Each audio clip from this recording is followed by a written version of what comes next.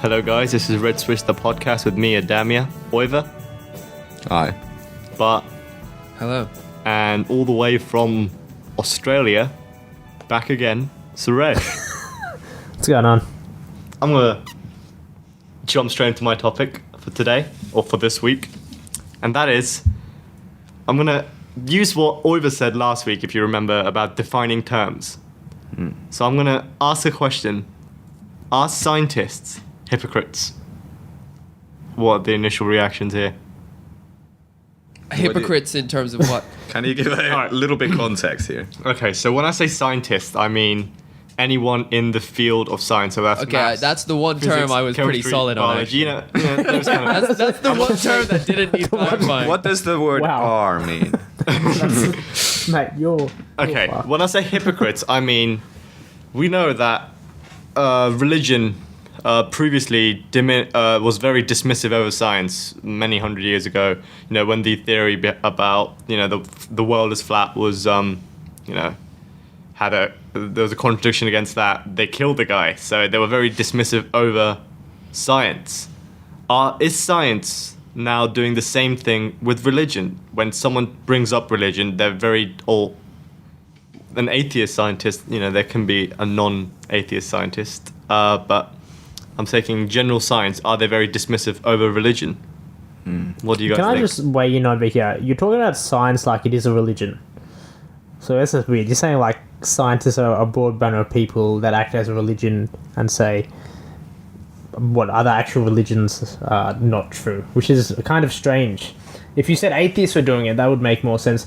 That's like saying that someone who's a investment banker or something dismisses all religions. Well, I wouldn't call them a It's an scientist, occupation. though. It's not like a set of beliefs.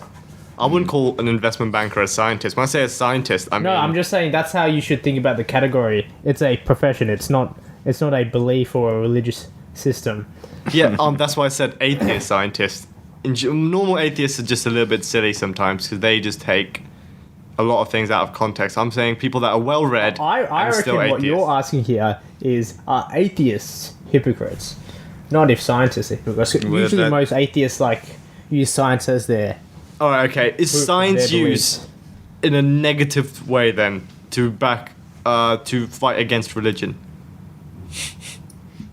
Well, in what sense? How's it used in a negative way? Well, I think the main thing is with the introduction of modern technologies, and a lot of people are now well-read, so they take a lot of things out of context within religion. Now we have to say, religion there's not been a new or any serious religion that's been created in the past 200, 300, 400 years. So it happened. Scientology. Okay. Apart from that, a major religion. Granted. Okay. And a lot of those religions, like Christianity, when I talk about religion here, I'm only going to mention Christianity, Islam, and Judaism because the other two or three are a bit different in terms of what they believe in. So I'm going to just talk about, when I say religion, I mean them three religions. And a lot of stories that were taken, I feel, in a literal sense. So someone says, for example, Adam, they miss the meaning behind the story. What I'm trying to say is religion came up with these stories because back in the day, not many people had the internet. And in fact, 2,000, 3,000 years ago, not everyone had books to read. So the only way stories and lessons were ever going to be passed on would be through stories that were maybe untrue, but it wasn't the literal context of the story that had to be taken. It had to be the learning from the story. So the Adam and Eve story, it was that when Eve had the apple to try and control yourself when you need something, for example. I think that patience. whole story is strange. The whole It is, if you take it in a literal sense. Just as an idea. God says, don't eat the apple. Yeah. Alright? But God's all-knowing. Yeah. So he knows he's going to eat the apple. And then he condemns them to a life of suffering. Even though he already knew that he was going to eat the apple. It's ridiculous. How does that work? He just says, don't eat the apple. He knew he was going to do it anyway. And He didn't know. I don't think Yes, he he knew. did. He's all-knowing. He's an all-knowing God. But He doesn't know some it was a things and test. guess at something. I think it was a Yeah, test. he knows the result of the test already. What's the point in doing a test when you already know the result? Well, in looking at the person, I don't know. I'm not 100% sure that he knew that they were going to do it. That's why there was a test. Otherwise, he would have just assumed it. If he truly is an all-knowing God, otherwise he's not a God. If he's not omnipotent and all-knowing and all that stuff, then he's not a God, right? That's the whole definition of a Yeah, God. that's what I'm saying. That's what I'm saying. That you've taken the literal meaning of the thing. You're saying that I want to look back onto the human side of it, and that's what they wanted to see. Okay, so you want to say that there is an allegorical expression. Yeah, let's use taken that from there. word. Allegorical. So you're gonna have to define that for me because I'm. Yeah. So an allegory I have no is idea what that means. an allegory is a story. It's a way of putting a thing that can be thought as something else. Okay, so it's just an example that has multiple interpretation. It has different ways of seeing the thing or thinking about the thing, depending on the listener. Okay. Okay, yeah, let's just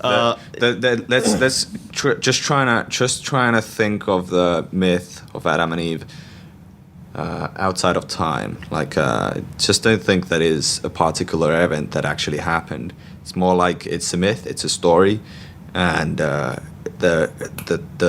teaching of the story is that man is always susceptible to always wanting to know, always willing to know what the man isn't supposed to know. So there is this vain curiosity already inherent in men.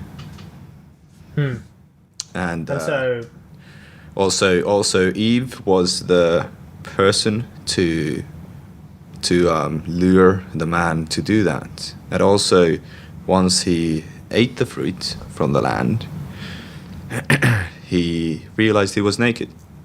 So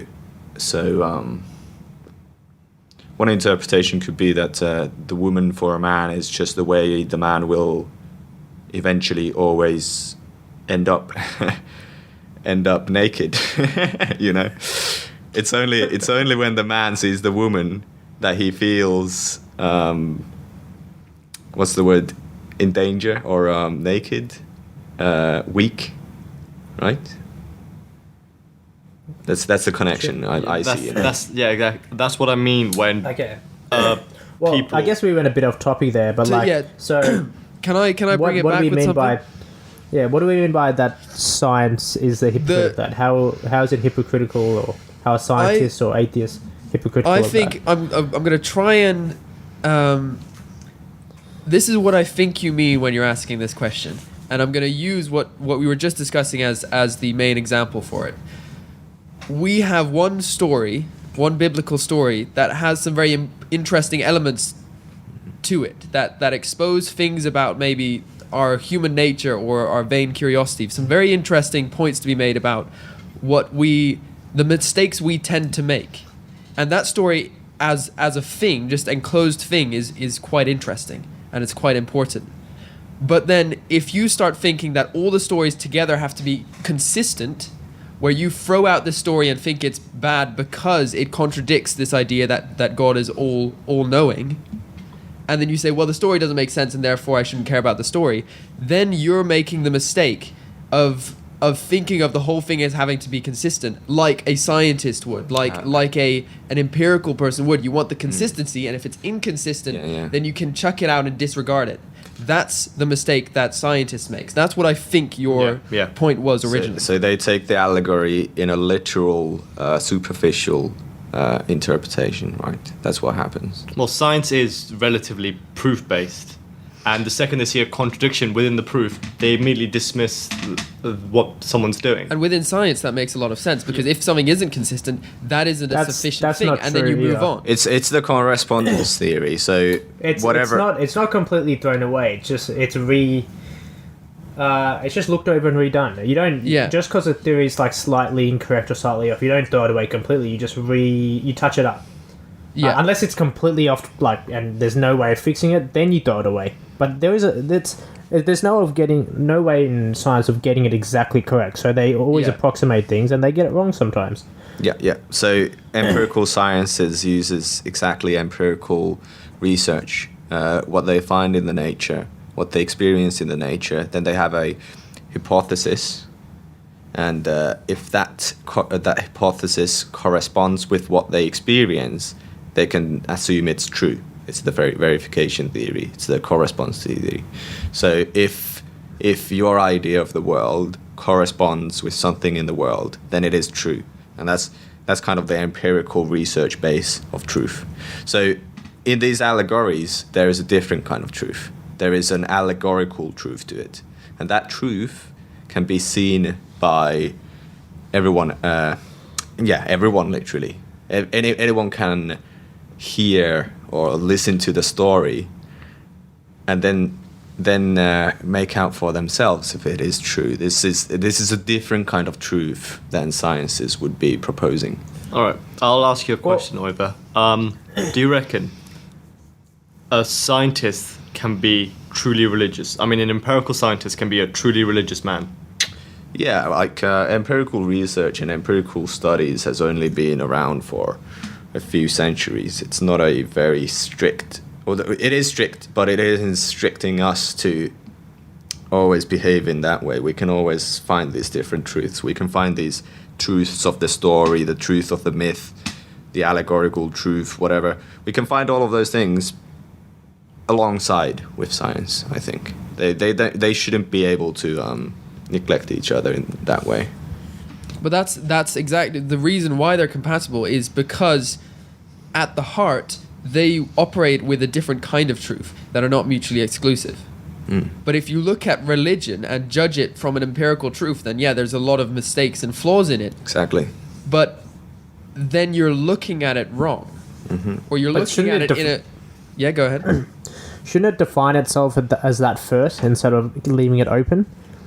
Shouldn't it be told that these aren't factual-based stories to make sure people aren't taking it as fact and this is what happens? That just draws heaps of confusion. But the problem with that is, Suresh, if, again, I'm taking it back 2,000 years ago. If someone had said, let's say you're a little kid and you're sitting by your bed or whatever, and your mum says, I've got a story to tell you. Well, it's not true, not exactly true, but this is this is a theoretical story. What people want, when you want to teach your child a lesson, you want an experience-based sort of learning for them. So you want to think of it in terms of that it is true, and this is what the learning out of it is, rather than saying, again, there was not many books back then, so maybe if someone did say, like, this is a story, it would have been interpreted. People would have got rid of the boring side of it and then just presented what the story is. All the time finding it into more fine narratives and storylines and everything. Well, what I think is happening is that most people that are religious do think of these things as actually happening and not being some metaphorical or allegorical truth. And exactly. And that this, what we're talking about, of separating it out, and that there are two kinds of truth and that they're not mutually exclusive. That's the intelligent person or the scientifically minded person reconciling religion and science. But most people do not feel the need to reconcile those or live thinking that these religious texts are true in a sense that they did happen. And so I think that there are many people that think that they did happen, and that's why they believe them. And that if they hadn't actually happened, that there would be less value to thinking about them.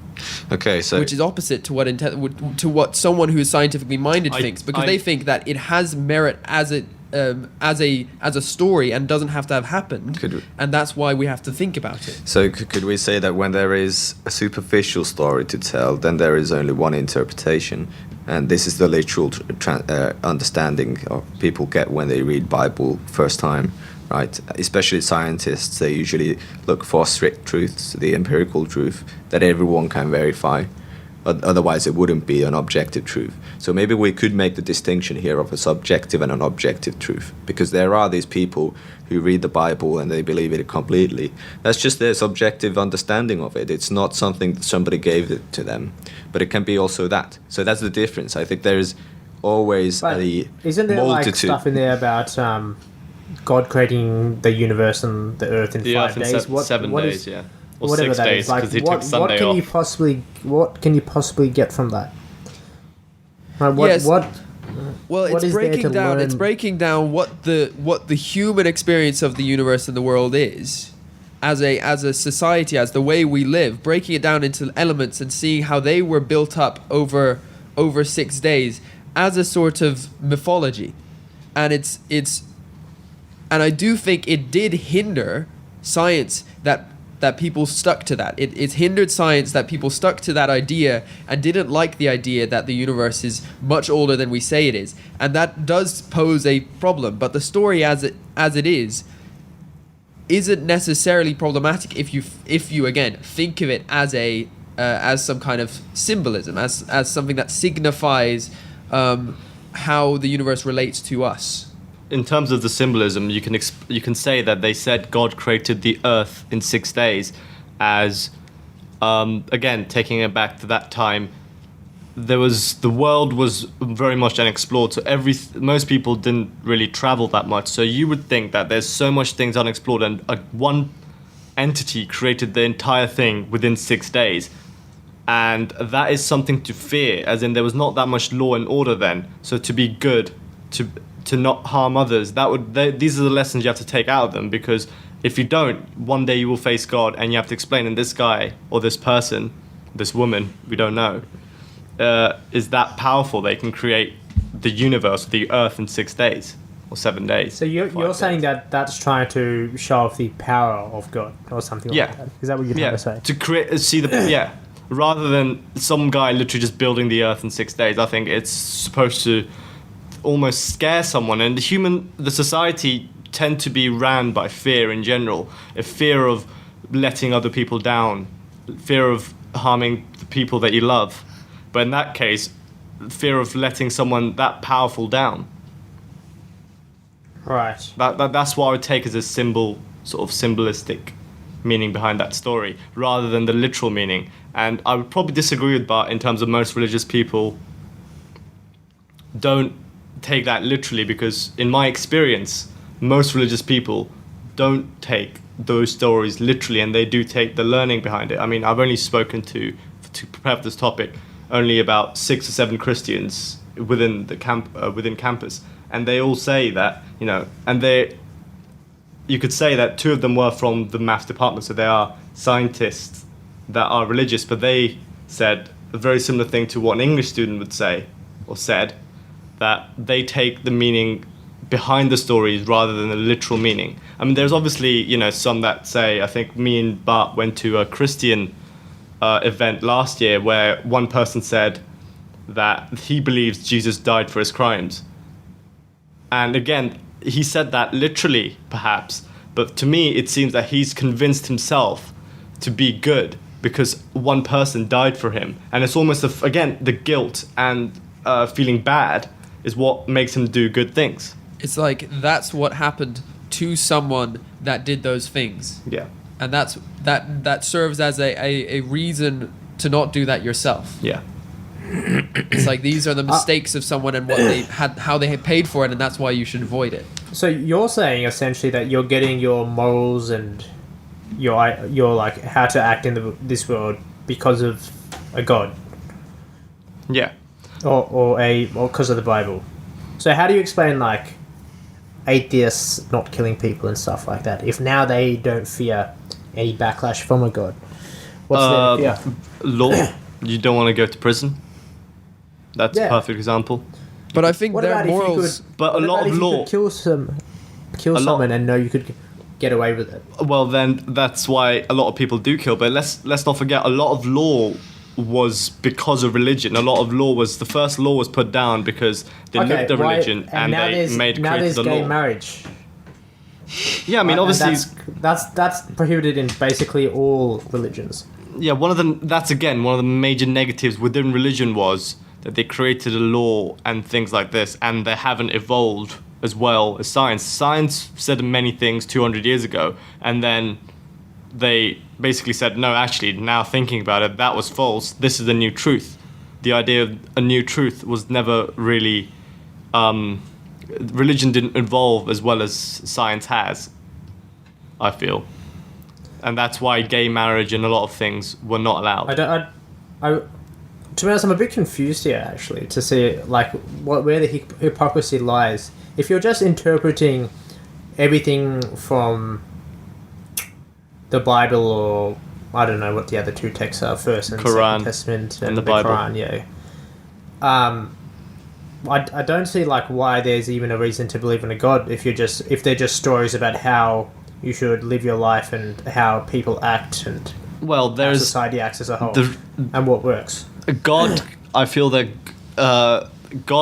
believe in God. You can't. Science cannot, I don't think, disprove that there exists a God. Okay, first of all, the burden of proof lies with the people who believe in it. Yeah. So you're asking someone to disprove something is like, that's crazy. You can't argue against faith. You can't argue against faith. I know, but there's a problem. But like now, it comes to a point where you have to believe in a philosophy of argument and proof, and the burden of proof should lie with someone who believes in a subject. If I believe there's unicorns lying around, I will have to show you proof of unicorns before you believe it. It's the same thing. You can't just ask someone to have faith in the subject. You have to have some sort of method of systematically getting through arguments to say why he must exist or why he exists in this form, or the thing about way the Bible describes. I'll take your meaning of unicorns. A unicorn is a physical being. A lot of people think God is not necessarily physical. Again, he was interpreted in a lot of the Bible that the God came down or whatever, but he wasn't a physical being. A God, I would say you could say God is within science's randomness. When you can't explain things, that'd be a God entity. So just because you can't explain something, you attribute it to God. Yeah. If you keep doing that, the more that doesn't mean finds out, the less God becomes significant in the world. The more things you believe to be God, like say lightning, we now know it's like static electricity in the clouds, right? Yeah. And so that stops being God. Yeah. So if you take God as something to be the explanation for things you don't know, the more we find out about the universe. Well, I think that's a valid argument. Yeah, you can say that and that's probably been the sort of story. As the story of our race has sort of evolved, God has become less and less because we know more and more about the world. And that's why I think we now have to rely more heavily on the idea of narrative and metaphor and allegory, because literal explanations for where God sort of influences us and shows its power are shown to actually be physical phenomena. And so we're moving from what was originally a very literal explanation of things we don't know to it having to become much more thematic, or actually reducing it down to the only remaining element, which is really thematic and sort of storytelling, because those are the things that science won't actually take away from religious people. I've read some of the Holy Scripture and the creation theory especially. The initiatives, it's called, hear the truth, and the others listen to them. So there's like Moses, and then there's the other prophets, and then there's the people who've heard them, there's the disciples and such. So the people who have the real truth in them, not only the subjective truth people have, but it's the actual truth that God descends on the world. Those are the initiatives, and when they bear the fruit, so to speak, of the truth, the other people recognize it in them, right? So during those times, there had to be some people, only a little amount of people, who had God's truth, if you would want to call it that, in them. Even in those times, 2,000 years ago, the people wouldn't take an literal understanding of it. And okay, they would take a literal understanding of it, but even then it wouldn't be right, so to speak. They still had to learn better, they still had to read more, they still had to take some allegorical, if even completely allegorical understandings of the truth. And even then there was a vast sea of ignorance, the vast sea being the people. There was an enormous amount of people, non-believers, and people who were skeptical, people who were understanding it literally like Suresh. And even then there was a few selected few who were the initiatives who raised the banner, showed others the way to understand the truth. So it's always been like that. The sea of ignorance, so to speak, the people who don't believe, the people who have less faith in them, it's either being very constant all the time, or then it's just getting smaller or bigger.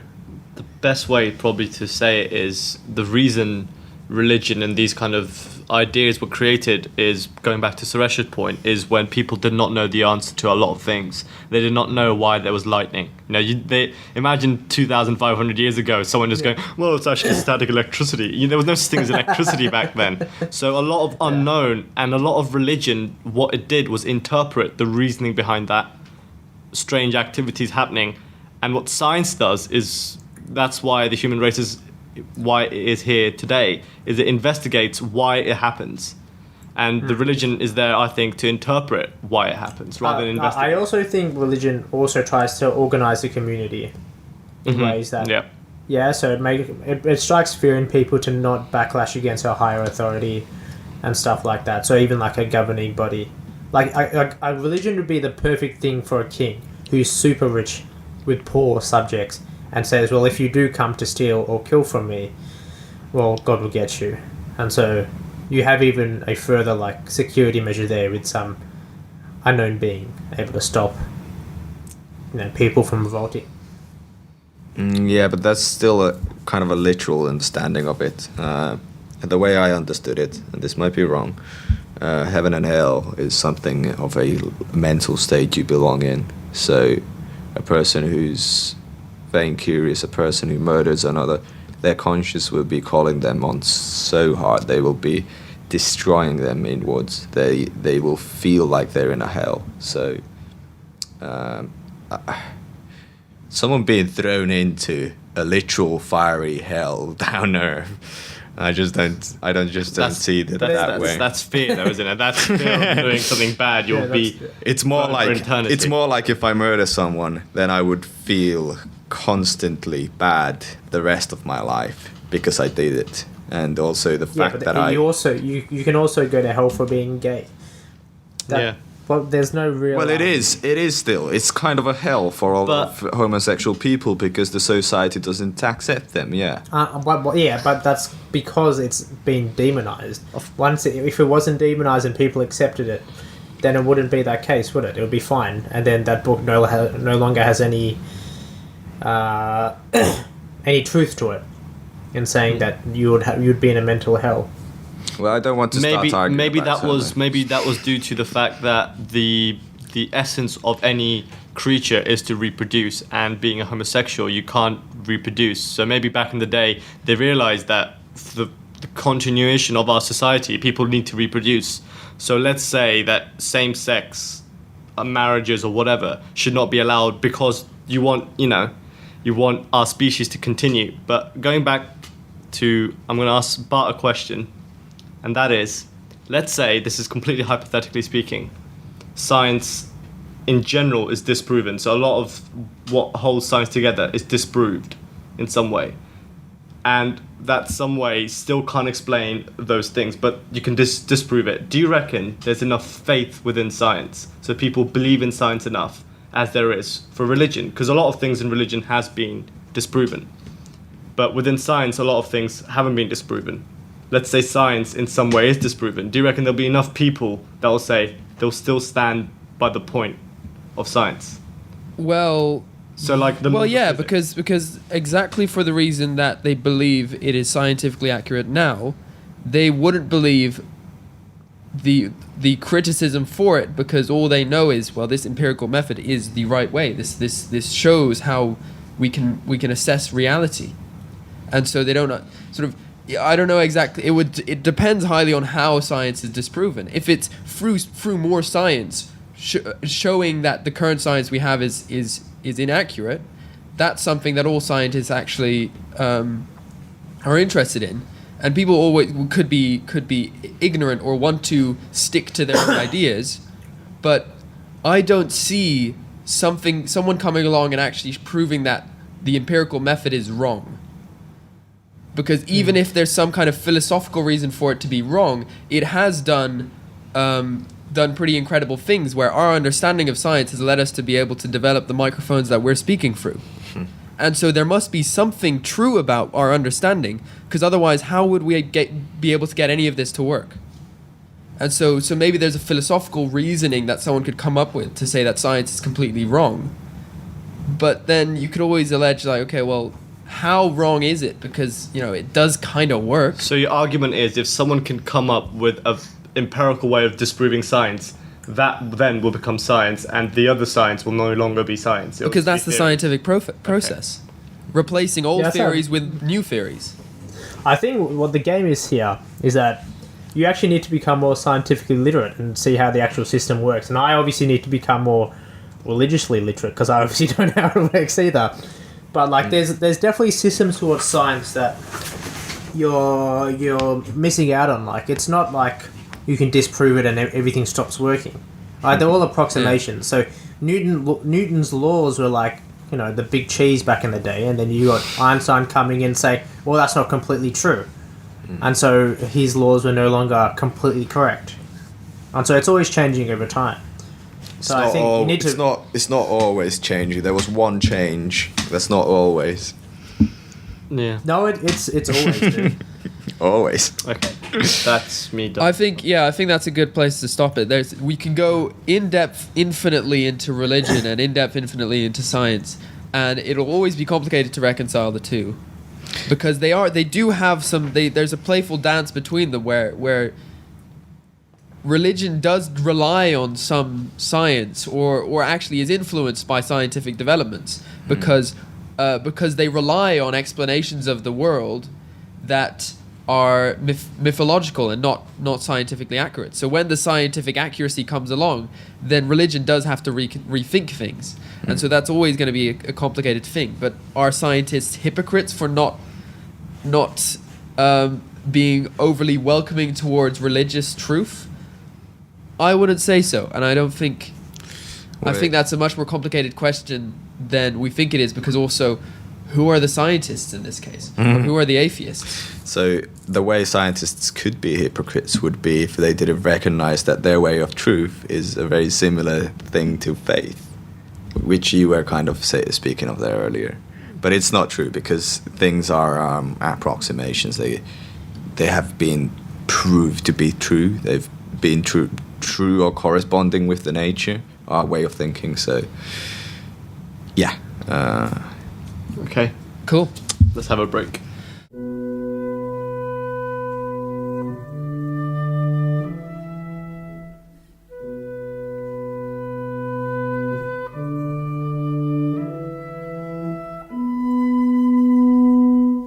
All right, let's jump straight into it. We had a fairly good first segment. Now I want to change it a bit to being slightly less... It's not about religion. It's not necessarily that philosophical. And it's leading on from what we talked about last week about fake news and about things being wrong and about opinion and about about dealing with discussions and factual inaccuracies and such. And my question is, can you ask any question? Are there things that are off the charts that you're not allowed to ask about? Are there bad questions? Yes. Yeah, definitely. What Okay. constitutes a bad question? For example, what's your name, Bart? That's a bad question. Yeah, that's a really shitty question. Yeah. That's just stupid. Because you put the answer in the question. We're not talking about stupid questions. Yeah. We're talking about offensive questions. But still, things you're not supposed to ask They about. can also be stupid. Well, Shall I give you an example? Stupid is, that's also not very good. I'll give you an example question, which is questioning whether the Holocaust happened. No. Is bad. I'm not interested in that question. It's not an interesting question. Well, the reason, if anything, questioning whether it's happened or going and saying and denying it's happened is an offense in some countries. And I'm not sure if it's an offense in the UK, but these things are considered hate speech, and discussing whether or not they happened is putting sort of a potential in people's minds that you're considering that it didn't happen. Well, but I don't feel okay talking about that topic in a podcast. But in more generic sense. We're not talking about that question as a thing. I'm just saying, giving it as an example. To talk about whether something historical happened within our history is, if you question that, it's kind of stupid because there's no way you can completely disprove that theory. How can you disprove that theory? Let's say I say, did the British ever really rule 1/3 of the world? I think questioning that is very stupid. If, let's say, I'm not educated enough to guess that. If someone is very educated and has got some proper factual things to disprove it, then that's fine. But a generic question, an everyday question, I don't think that's really a good question. I think that's a bad question. Yeah. Can you ask any questions? That depends on which culture you are in. For example, in the Western society, in England, in the UK, it's very inappropriate to ask someone what their age is. It's not considered very appropriate, especially in older women. You can't really say, how old are you? To ask how much someone weighs, that's, again, a very sort of... any personal question is not considered very sort of nice. I think that's probably the correct word. So there are some questions that you can't ask. I don't know why these questions you can't ask within this society, so I don't have the answers to that. Yeah. I'll ask another one that is less politically charged, but still slightly politically charged, because that's what I'm after. Politically charged questions that we don't really want to put up to debate, and so therefore... I just want to point out quickly that Oiva's hands in his face. Also, the question is... Not a happy man. Can you ask any question? Oiva just proved, no, you can't. I don't want to talk about it. I don't want to talk about That's exactly... That is actually answering the question. Yeah. By not answering a different question. Yeah. So the beauty of questions lies in the way you ask the question and how that question already makes the person go into a state of answering the particular topic. So it already launches the person towards asking about that particular subject. So it's always when you ask a question, there's two people. The first one already is thinking about the topic, but when you slam the question at their face, it requires them to step onto the same topic. They are demanded to step into the frame of thinking, the kind of bracket of the question. So let's say I ask, what's so good about mathematics? Why are you studying mathematics? Wham! Now you're thinking about your life. Why did you choose to do that degree and everything?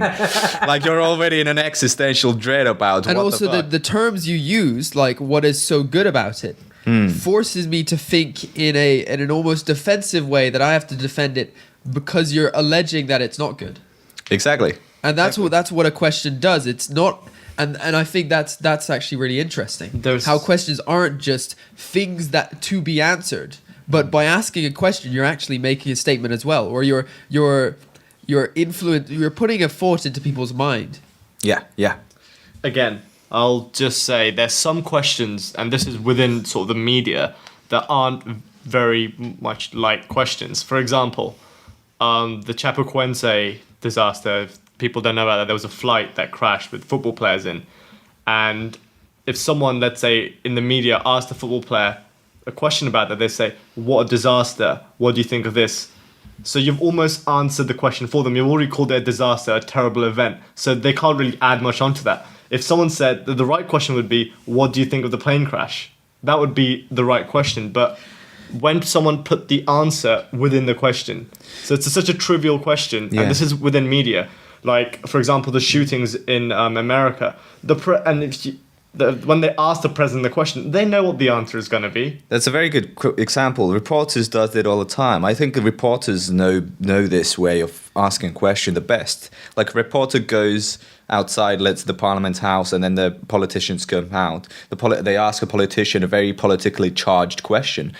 The dialogue is immediately opened only if the politician responds. And this is why they pull a blank face. They're like, no, I'm not opening that discussion. I'm not going to open the... Because if you choose dialogue. to answer the question, you have to answer it on their in their way, on their terms. And then the audience, the readers, they will be posing the same question, and they will be posing it with the facial expression they got from the politician. Yeah. They'll be posing it completely in terms of the reporter against the politician, and this is why they pull a blank face, so that the dialogue is not opened. I was walking down the street where someone working for a charity stopped me and wanted to sort of explain their charity to me, and their opening question was, do you care about what is it?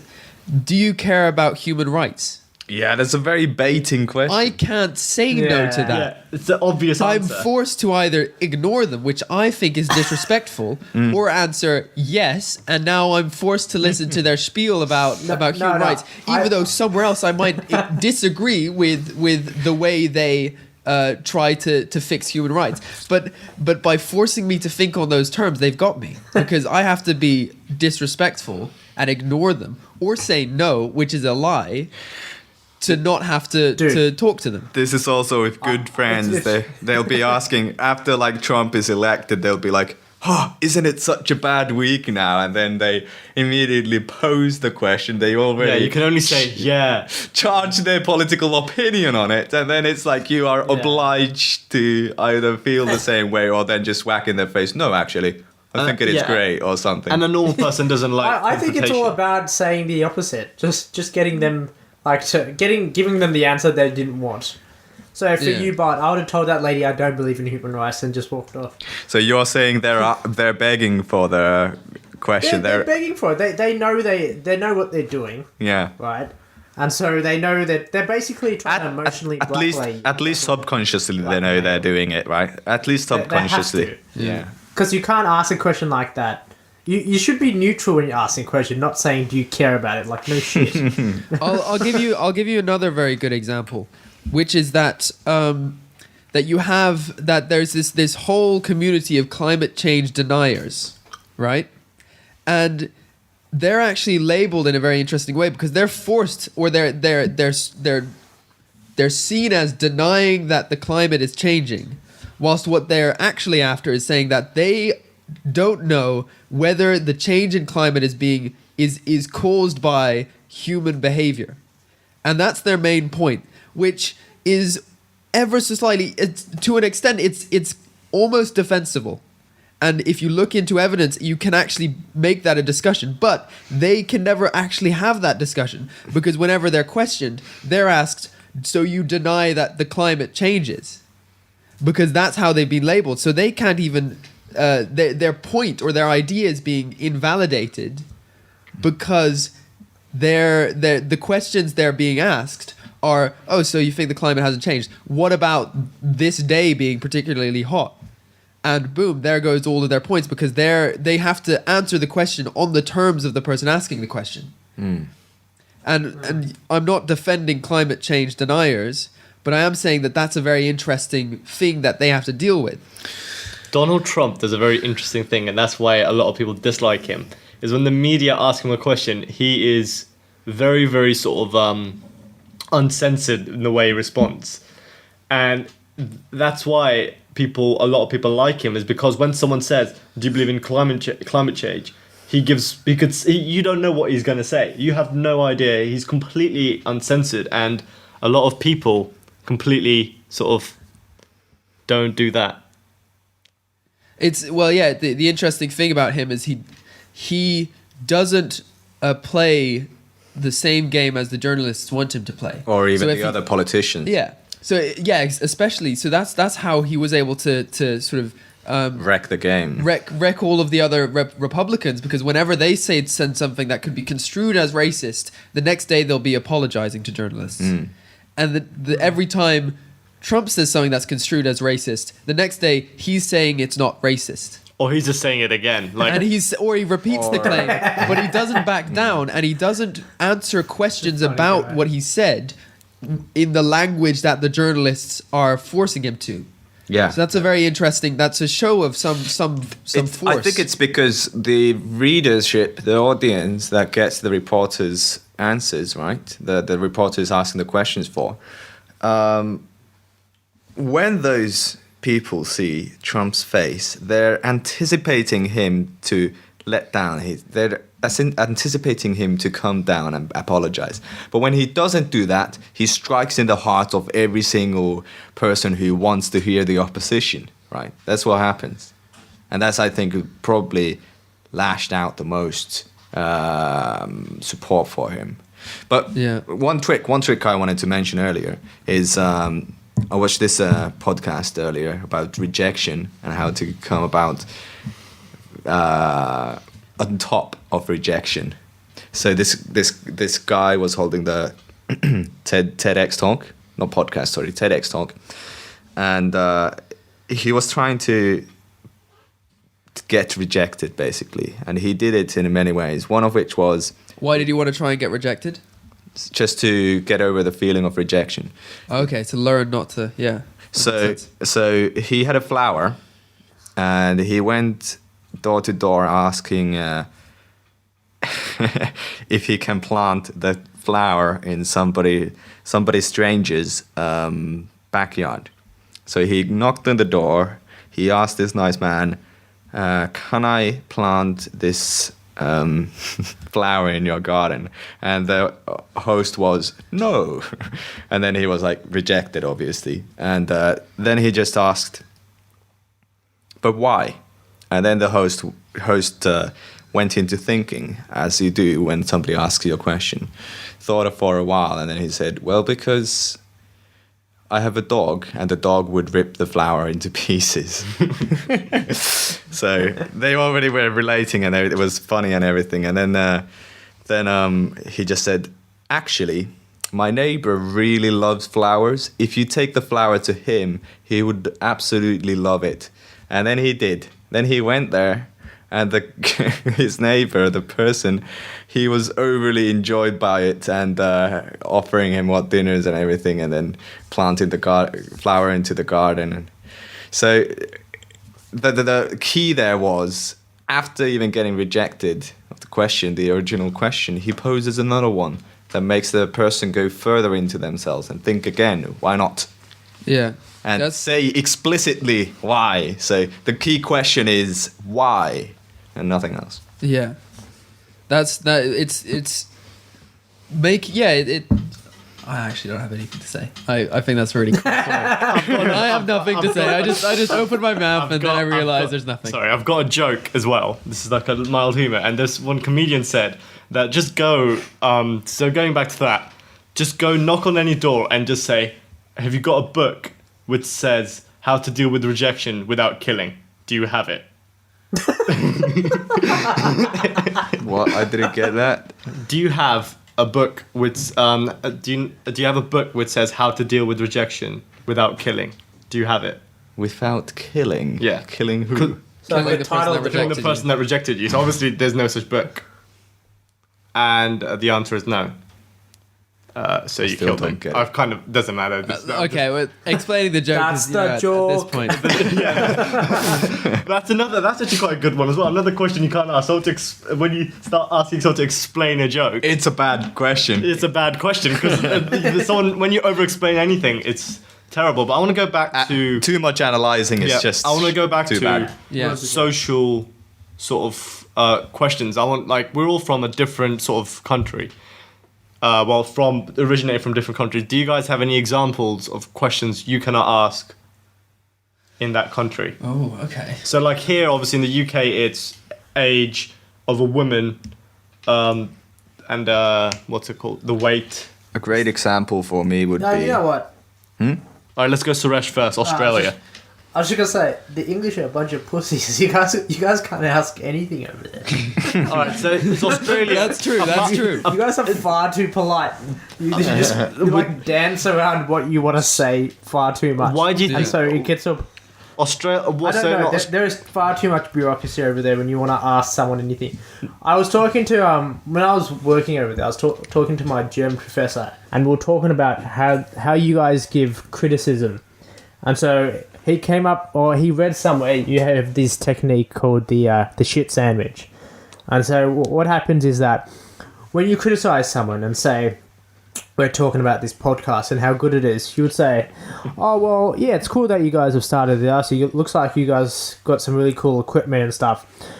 But the topics you've chosen are a bit crappy and a bit boring. However, the voices you guys use are really interesting and very, energetic. So keep it up, or something like that. And so you really have to filter through to figure out what the heck you guys are actually talking about. Oh, I see what you mean. As in, they, rather than saying a negative, they put like a really shitty positive in between all the negative. No. They bookend whatever negative thing they have to say with good things. So that they start good, so that they're like, yeah, it's great, but it's shit, but it's not that bad. Yeah, okay. Basically. So that you end up with a somewhat positive emotion. They wrap a insult in nice words. A sandwich. A shit sandwich. Yeah. Nice. Sandwich. That makes a lot of sense to me. Yeah, that's definitely true. I don't actually have friends that do that, so I think I'm well off. I find that I have to do that. I feel the need to make some criticism sound fairly good, or like say it in a non-serious way so that it comes off as not unserious. Really weird. I don't know why. I don't know. It's just a thing. But what I do notice is it is very different. In England, you can people are very safe with what they say and they don't want to offend. In Holland, people came up to me when I was in school when I was younger, and the first question when they just met me were, "Why are you so short?" Because I'm pretty short, and in Holland, the tallest males, almost the tallest males in the whole world, they're pretty fucking tall. Can't say that's just a stupid question, because how could you, as a little kid, how can you explain that? Yeah, exactly. It's a pointless question, but they're so direct about finding differences, usually negative, and pointing it out and saying like, why are you like this, or what is this, or if you do something stupid, they're like, that's stupid. They don't have any sensitivities towards like, oh, maybe they just like doing that. Maybe it's a passion, and that's why I shouldn't like trample on it.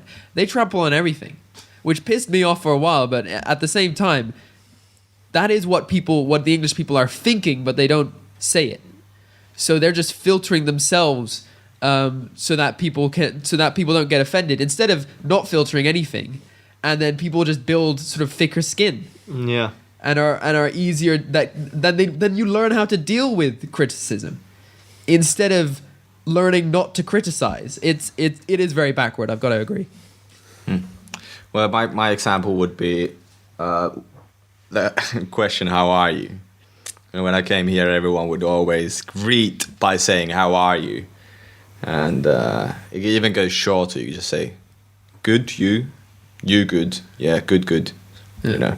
In Finland, when you ask "Mitä kuuluu?", there's going to be a whole table filled with cake and biscuits and what do you call it, shortbread and everything, and then coffee, and you ask them "Mitä kuuluu?", and then you speak for 3-4 hours answering the question and be like, yeah, this and this and has happened in my life. So this and we this just and figured out why Oiva relative. never shuts up. Yeah.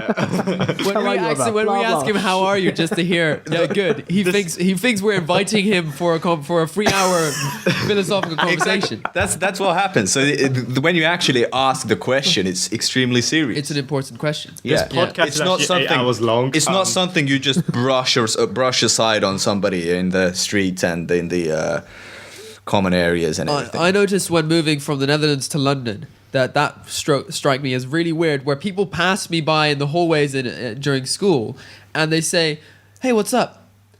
Whilst we're in a rush, we have no chance to actually talk. What am I supposed to say? I'm like, good, and then I look around and they're gone. Like, why would you pose a question? Not wanting an answer, but just because that's the etiquette. It's really weird. Another good question is, "You alright?"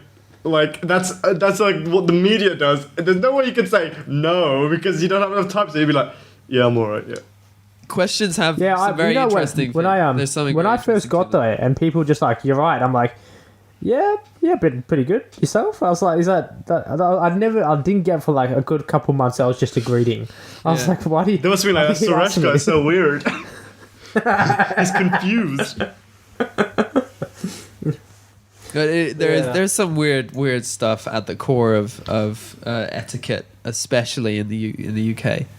But I don't know. It's weird. Interesting though. We've kind of derailed from the point, but it is all about questions and about that they're more significant than just openly asking something. If anything, this idea of a question being somewhat sort of inferring an expected answer, maybe more. There are more questions that infer a certain answer than there are questions that don't. Well, I think to ask a question is very similar to the conversation styles argument we had, or the question we had. Discussion we had last week when we talked about when you ask a question, I think your question depends on how much you trust the other person.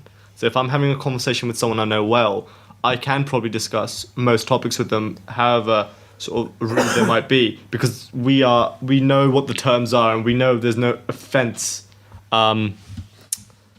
like meant when we say it. But if you just met someone on the street, that's when the question's like, "You're right, how's it going?"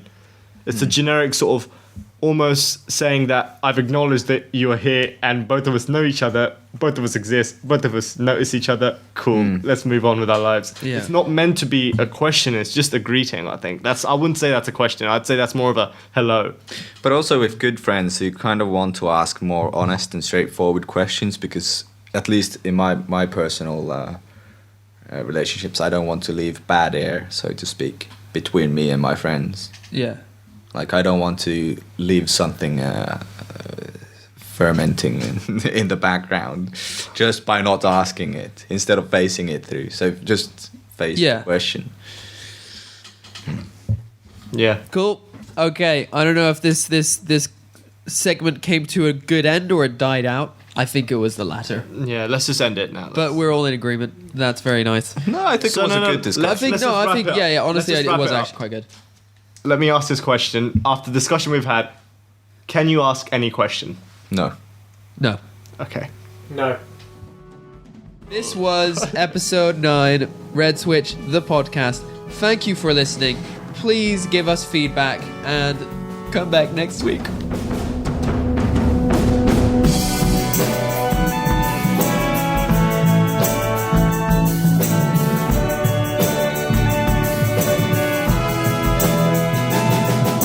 Is this really 9th already?